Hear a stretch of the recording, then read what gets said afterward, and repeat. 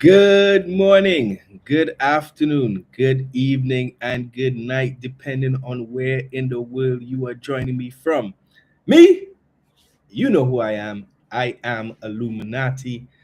This is the Crypto and Cognac Podcast, as always, live every Thursday, 7 p.m. Atlantic Standard Time. Sharp! You know where we are because you're here. And if you're here, we're on YouTube. And if I'm here, we got Hennessy, right? You see me? And if Hennessy is here, we got Stevie in the comments. So, welcome, guys. It's another day, another drink to be drunk. Not to get drunk, but to be drank, right? And today, we are having another crypto conversation, as always, trying to decode that cryptic world of cryptocurrency. So grab a glass, knock something back, and before we get started, as per usual, housekeeping. Me, I am not a financial advisor. This is not a financial advisory podcast. Nothing that I share here today, tomorrow, last week, or any week to come should be misconstrued as financial advice. The ICE rule, you all know it. The same way we have the yak is the same way we have our crypto conversations. It's all about information, conversation, education, a little bit of edutainment, right? But as always, do your own research. It doesn't matter what a stripper tells you, do your own research. So, today we're talking about a topic that is, I would say, near and dear to my heart, but also is very heartbreaking as well for me, right? I saw a tweet today. It came up in one of my group chats, right? It's by Twitter, well, X handle Kaizen, right? And he said, Coinbase launched Monad ICO and pushed users not to sell so they would get more allocation to other ICOs in the future. Coinbase specifically said they would be monthly ICOs. No ICOs in December, no ICO in January. Since then, MON, which is Monad's token, is down 60% from peak and 30% from ICO price. Retail once again serving as exit liquidity. Now, I saw that and I was like, this is crazy and this is true, right? Because the fact of the matter is, last week we would have talked about, old season and all of that. But one of the things that has been significant about this cycle, and I guess the lack of an old season, is that we have not seen ICOs do much. And if you've been in crypto for a little while, you remember ICOs, right? You remember the days back when white papers that promised to disrupt everything existed. You understand? Disrupt this, disrupt that, right? When Telegram group chats felt like nightclubs because it was jumping, everybody was excited, everybody was pumping. Back when if you missed an ICO, it felt like you missed a lottery. You missed the opportunity to win a lottery. So today we're going to talk a little bit about ICOs, how it started, how it exploded, and how it seemingly disappeared. Now, I've been saying ICO. And for those of you who might be new here, what is an ICO? So an ICO is an initial coin offering, right? Now, what does that really mean? This is a tool that um, was used by crypto projects to raise money for the project by selling tokens directly to the public, right? Selling directly to retail as a means of getting funding to deliver on all the big promises that they made in their white paper. So, why is that interesting? Because ICOs was, revolutionary for an industry that was primarily and predominantly um, a startup industry, right? So no banks, no venture capitalists, no investment committees, just me having a plan, me having an idea, me coming to you, the rest of the world, and saying, hey, this is what I plan to do. And you being like, you know what? I believe this man might do that. And me putting out $5, somebody else putting out $5, before you know it, 1,000 people put out $5. And this project has raised $5,000 for them to go ahead and develop this thing, right? So it was a lot of, you know, uh, programmers, developers back in the day who had a white paper, ETH or BTC address, and a dream. And honestly, back when it started, it was revolutionary. It was, for the first time, projects could be funded based on just the belief, right? I mean, it was crowdfunding at a scale. It was crowdfunding meets capital markets, but on the blockchain, right? And it exploded. I mean, it started, I would say, in 2016, 2017, which is when the big ICO boom really kicked off. I would have gotten, if you've heard my story, I would have gotten involved in crypto back in 2017 during the top of that ICO craze. Too late, bust happened, lost my shirt, my pants, my drawers, everything. See, this thing is madness, this thing is a scam.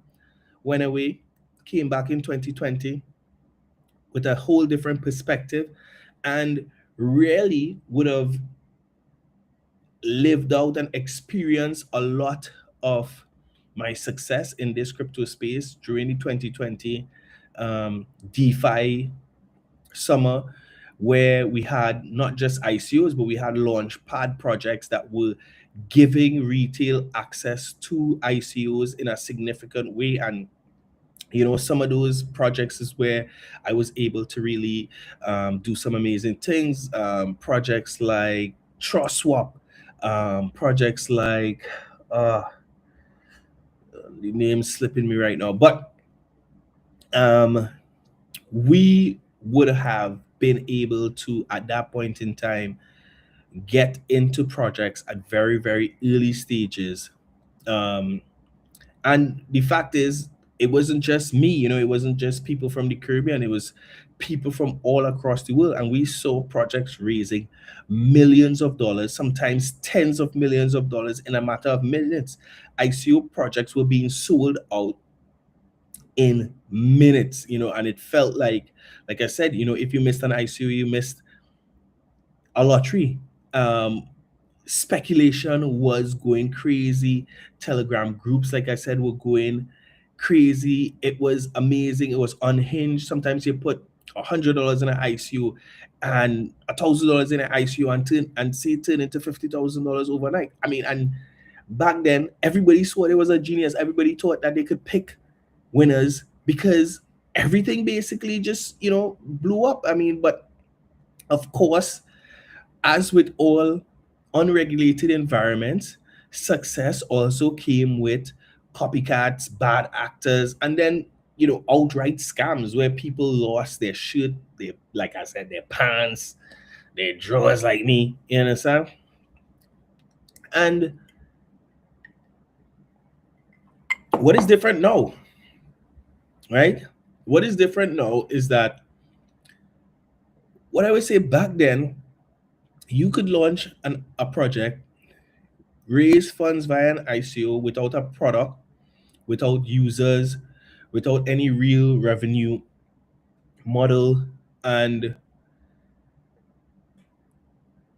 run away once the token price pumped. You know what I mean? Sometimes you build something, sometimes you build nothing, and it was the wild wild west. It was the gold rush. Everybody was panning for gold. Sometimes you came across fake gold, and sometimes you really really struck gold.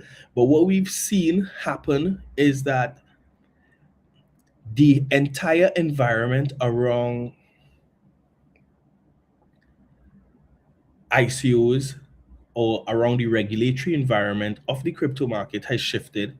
And what we are seeing today is that with a far more mature market, with a lot more regulatory infrastructure, compliance matters, vesting schedules matter, utility matters. And because of that structure, we now see even how projects decide to come to market has shifted, right? Because if you want to be taken seriously, if you want to show that you are built for sustainability in this regulated framework, we now seeing projects come in with a blend of, VC money, um, token allocations to exchanges, community distribution if they've developed a community before launch, and then airdrops. Everybody's trying to do an airdrop as a means of um, generating buzz around their project. So all that to say, what has changed? What has changed is our ICOs done with. Is this a dead aspect of this crypto space? And I would say not entirely. I think the whole market has evolved and shifted.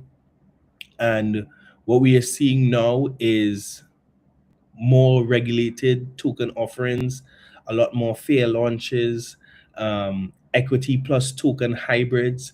Um, and especially because we've not seen the kind of boom, interest, excitement, strong narratives in the market, the fundraising around projects, especially from the retail side, hasn't generated much much interest, right? So what the industry has learned in a hard way is that, one, excuse me, capital without accountability is dangerous. Um, Hype without delivery doesn't last, and decentralization still needs structure, right? I say every single week adoption is inevitable, but the fact is we need to do that in a way that is structured and sustainable, that doesn't hurt people, that doesn't chase people away, for these things to continue to make sense and continue to have value. So I think we have to mature, we have to adapt, and we have. So ICOs generally were chaotic, some were reckless, um, some were brilliant, some were painful, some were helpful. But over and all, I think it pushed crypto forward to the point where we are now. It forced conversations around regulations. It funded infrastructure that we basically utilize, depend on today. Ethereum, for example, BNB, for example, Solana. And it really helped to excuse accelerate adoption, even through failures. So our ICOs gonna come back? I think yes, in a different way, absolutely. But I think it's all happened for the good. I look forward to seeing what the next iteration of ICOs look like. I hope that looks like a more informed, more educated retail market participant taking advantage of those ICO opportunities. I think the possible 100x's and 1000x's might be behind us, or at least in the short term, these things that do 1000x overnight kind of thing. Just because I think the market is a lot less volatile, and volatile in a good way and volatile in a bad way. So will there still be opportunities for people to crowdfund on the blockchain, have great ideas and fund it through reaching out to retail participants? Would retail be able to get in early because they truly believe in an idea that is going to change and shape the world? I think absolutely. Will we see the kind of chaotic mess around it? Probably not. We're still seeing it somewhat in the meme space, but that's not real ICO. I mean, those projects just speculation, pure speculation, but real support for genuine, groundbreaking ideas, I think that's always going to exist, especially in this decentralized environment of cryptocurrency. So, with all that said, I wish you all an amazing ICO, at least one during your time in this crypto space, because a successful ICO will change your life, bro. Not even from a financial position, but seeing something that you believed in from the point of being an idea that you put money behind and seeing it deliver is an amazing feeling. And I wish that feeling for you. For you. And it just means that, adoption is happening on a crazy scale. And I always say, adoption is inevitable. So, that's my time. Guys, thank you for being with me. As always, 𝐿𝐿uminati out. Be safe. Have a great week. Enjoy the fetting this weekend if you're in Trinidad, right? Bless up, guys. 𝐿𝐿uminati out. Peace.